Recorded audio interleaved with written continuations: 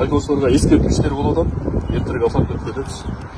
Анан массалык түрдө рейд кылып туруп станцияга киргизебиз, анан дагы чыңдап чыгасың атат. Бул макул байкesi, эртерээк офаттап кетебиз. Азыр очередь болуп калат анан.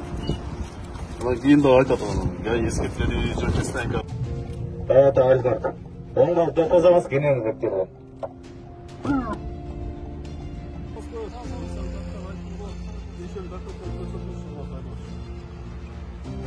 Билесиз, бул боюнча өлкө башчыбыздын жардыгы да чыккан, комитет токтому да чыккан, 1-октябрга чейин бүт Абхазия, Армения деген номерлар мыйзамдаштырыш керек дегенчи.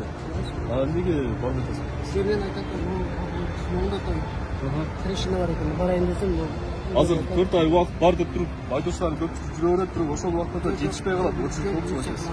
Анан биз тараптан массалык түрдө рейдтик иш-чаралар башталат. Бардыгы станцияга коюп, анан дагы чыгып чыгасыздар да.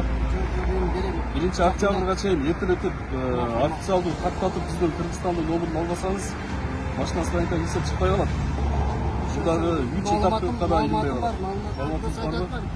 Эртелетиңиз. Айдоочу макулбу, эртелетиңиз.